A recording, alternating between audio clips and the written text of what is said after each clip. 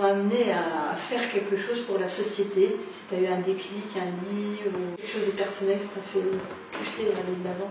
Oh, les gens que je côtoie dans mon travail, que je côtoie quand je sors dehors, tout ce qu'on peut avoir comme information de l'extérieur par rapport à la situation qui est à la fois grave mais pleine de possibilités.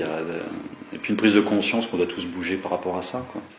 La passivité est quelque chose qui n'est plus de mise à cette heure-ci si nous voulons que les choses avancent. C'est Albert Einstein qui disait que le monde ne sera pas détruit par ceux qui font le mal mais par ceux qui le regardent sans rien faire, et je crois qu'il avait raison par rapport à ça.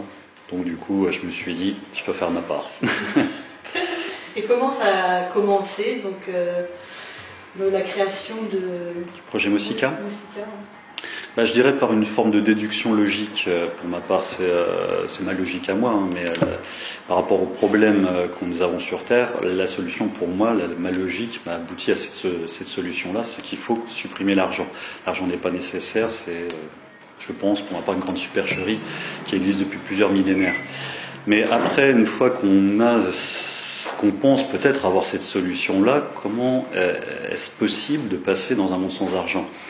Pour que ça se fasse, il faut que quelqu'un lance un mouvement. Quelle est cette personne qui lancera un mouvement? Ça sera pas les gouvernements.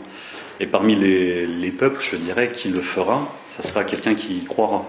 Donc du coup, ça va faire un cercle qui se referme sur les utopistes de mon genre.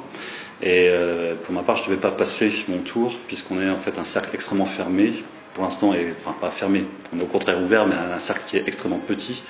Et donc il ne fallait pas que je passe mon tour, et je me suis dit il faut lancer cette idée. Après il y avait une logique qui se dit je peux pas moi être tout seul dans la gratuité, on peut pas être 100 être dans la gratuité, on peut pas être 100 000 dans la gratuité, il faut qu'on y soit tous ensemble, parce que c'est ou tout ou rien, il y aurait trop de force. Si on était 50-50, ça développerait en fait deux camps qui provoqueraient une trop grande il y aura un trop grand conflit qui pourrait être extrêmement dangereux. Dans l'occurrence on est maintenant on a 99% de la population qui sont du même côté, c'est les peuples qui travaillent au profit d'un tout petit pourcentage qui n'apporte rien en retour, quoi. Donc du coup on peut avoir cette unanimité, cette quasi-unanimité par rapport à ce projet-là. Il y a quand même une difficulté, c'est un sacré passage, il y a une sorte d'accouchement de l'humanité. On passe d'un système qui est fermé, qui est clos, qui est mis en tension. Il y a vraiment cette souffrance-là, mais pour une délivrance. Et l'argent fait partie de presque tous nos gestes du quotidien. Enfin, le rapport qu'on a entre nous, l'argent, on ne pense qu'à l'argent, c'est ou parce que c'est notre problème, ou parce qu'on en veut plus. Et d'un coup, nous enlever l'argent, il y a une sorte de vertige, un peu de vide, de dire comment on peut vivre sans ça, quoi. Et du coup, je comprends les premières fois où on va solliciter des gens, on nous regarde, est-ce qu'on est des hippies, est-ce qu'on a encore les pieds sur terre, alors que pour nous on inverse en fait. Ce truc-là, c'est au contraire, on a les pieds sur terre. Quand on dit qu'on est utopiste, pour nous ça nous paraît être complètement utopiste de dire qu'on va s'en sortir en continuant avec un système monétaire, et quel qu'il soit. C'est pas on n'a que deux possibilités, soit on change de système monétaire, soit on arrête avec le système monétaire. Mais changer de système monétaire, en avoir un bon, pour nous ça ne peut pas exister. Parce que simplement c'est une histoire de comportement, d'impact que ça sur le comportement humain. Ça joue trop sur quelque chose de personnel, c'est notre survie. Sans argent, on n'a aucune possibilité. Et en plus, on nous miroite que plus on aura d'argent, plus on a de possibilités. C'est pas qu'on nous miroite, c'est une réalité. Donc on a trop un moteur qui est individuel, alors qu'on doit être solidaire, on doit être tous ensemble. Donc à partir de là, c'est même pas une question de loi, une question d'économie sociale et solidaire. C'est pas ça qui peut entraîner un esprit social et solidaire. Ce qu'il faut, c'est d'avoir un comportement. Il ne faut pas que ce soit des machines, des lois qui arrivent à nous élever au niveau de nos comportements. Il faut que ça vienne de nous. Et la seule issue, la seule voie pour nous, c'est la liberté. La façon dont on inverse les choses, c'est, pour donner une image, c'est comme si vous preniez un homme qui serait vraiment bien dans la société, paisible avec les autres, et vous le mettez dans une cage étroite. Il va crier, il va frapper, il va faire tout pour s'en sortir. Puis certains vont le regarder et se dire « Je comprends pourquoi il est enfermé, il est bien trop violent pour être libre. » En fait, ce système nous rend violents, ce système nous rend individualistes. Il ne faut pas avoir peur d'être libre. La liberté, la nature est faite pour être en liberté, c'est là où elle va s'épanouir. Et on est des éléments de la nature, on n'est pas étranger à la nature, on fait partie d'elle. Donc, pour nous, c'est extrêmement sensé, la liberté. Ouais, les gens, j'ai l'impression qu'ils ont un peu peur du changement. Ils ont peur de se lancer dans l'inconnu. Et qu'est-ce que vous dites pour les rassurer un peu? L'inconnu est inévitable.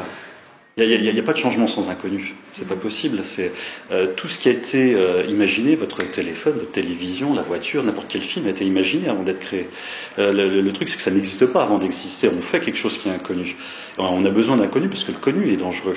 Et donc c'est le fait que ce soit un truc justement vers un pas qui est vers l'inconnu est un critère d'un changement possible. Donc oui.